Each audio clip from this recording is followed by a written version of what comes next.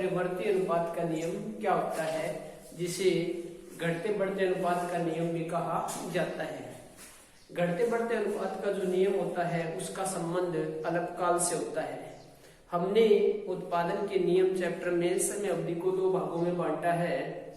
पहला जो भाग होता है उसे अल्पकाल कहा जाता है और सेकंड जो भाग होता है उसे दीर्घकाल कहा जाता है।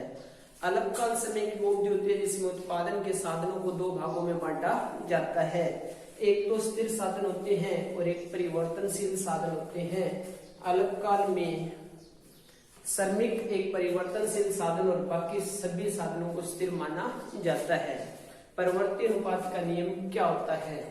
आधुनिक अर्थशास्त्रियों ने कारक के प्रतिफल को क्या कर दिया, एक ही नियम के अंदर बांध दिया। कारक के प्रतिफल में तीन तरह की अवस्थाएं हमें देखने को मिलती है। कारक के बढ़ते प्रतिफल, कारक के समान प्रतिफल और कारक के घटते प्रतिफल। अब हम परिवर्ती अनुपात के नियम के बारे में पढ़ेंगे कि परिवर्ती अनुपात का नियम क्या होता है। अल्पकाल में साधन हमारे जिन्हें क्या बोला जाता है, कारक। साधन हमारे क्या होते हैं, दो भाग होते हैं साधनों के। फर्स्ट जो भाग होता है उसमें परिवर्तनशील साधन होते हैं और जो दूसरे होते हैं उन्हें क्या बोला जाता है, स्थिर साधन बोला जाता है। क्या बोला जाता है, स्थिर साधन। स्थिर साधन में उदाहरण क्या होता है, हमारा क्या रहेगा, भूमि। भूमि की इकाई यानी भूमि के हेक्टेयर को अल्पकाल में बढ़ाया नहीं जा सकता। और जो श्रमिक होता है हमारा वो क्या होता है, परिवर्तनशील साधन। अल्पकाल में इनकी मात्रा को बढ़ाया जा सकता है। अब हम इसे चित्र के माध्यम से समझेंगे। इसको समझने के लिए हमें दो चित्र बनाने होते हैं। फर्स्ट में हम क्या लिखेंगे, फर्स्ट चित्र में हम जो चित्र ए होगा हमारा, उस चित्र में हम इसमें क्या दिखाएंगे, चित्र ए बनाएंगे। इसमें हम टीपी को दिखाएंगे। टीपी हमारा क्या होता है, बढ़ती दर पे पहले बढ़ता है। इसकी फर्स्ट स्टेज होती है वो यहां तक रहेगी। उसके बाद ये घटना शुरू हो जाता है। जी बिंदु मान लेते हैं, इस पे क्या हो जाता है, ये अधिकतम हो जाता है। क्या हो जाता है, ये अधिकतम। और इसके बाद ये गिरना शुरू हो जाता है। तो ये इसकी क्या होती है, फर्स्ट स्टेज होती है। ये इसकी क्या होती है, सेकंड स्टेज होती है।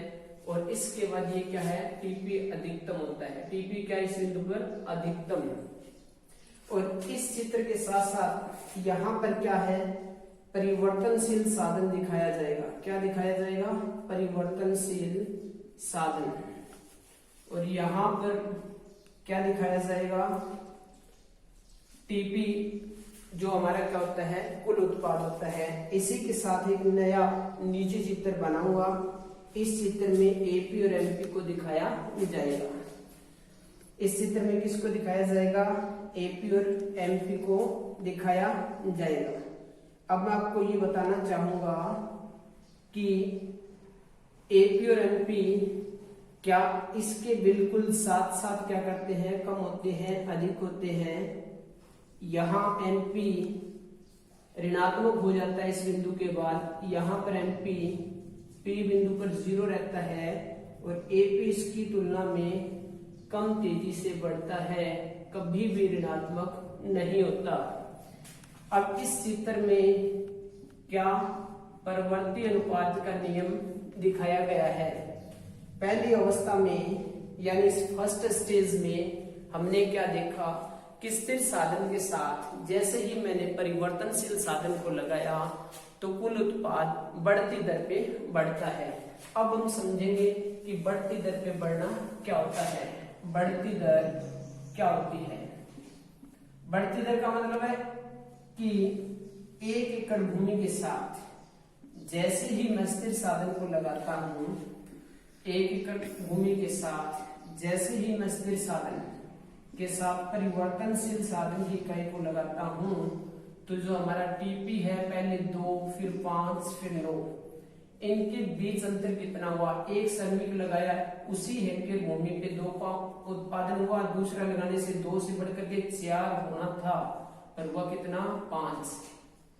तो इस चीज को क्या बोला जाता है, बढ़ती दर पर बोला जाता है।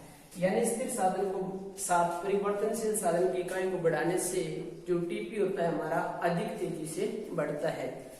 अब हम बात करते हैं घटता प्रतिफल या घटती दर क्या होती है। तो घटती दर देखो क्या होती है, घटती दर। घटती दर का मतलब होता है वही बात कि भूमि हमारा क्या है, स्थिर साधन है। जैसे जैसे इसके साथ परिवर्तनशील साधन की इकाई को लगाया जाता है तो हमारा जो टीपी होता है उसमें जैसे पहले 5 तो फिर 9, उसके बाद 3, उसके बाद 2, उसके बाद 1। पहले इस श्रमिक ने 5 का उत्पादन किया, दूसरा लगाने से होना कितना चाहिए था 10, पर हुआ कितना 9। उत्पादन तो बढ़ रहा है पर कौन सी दर पे बढ़ रहा है, घटती दर पे। इसे क्या बोला जाता है, घटती दर पे। अब इस स्टेज से इस पॉइंट एम से लेकर के जी के बीच में टीपी बढ़ तो रहा है पर कौन सी दर पे, घटती दर पे। यहाँ इस जी बिंदु पर टीपी अधिकतम हो जाता है। Thank you.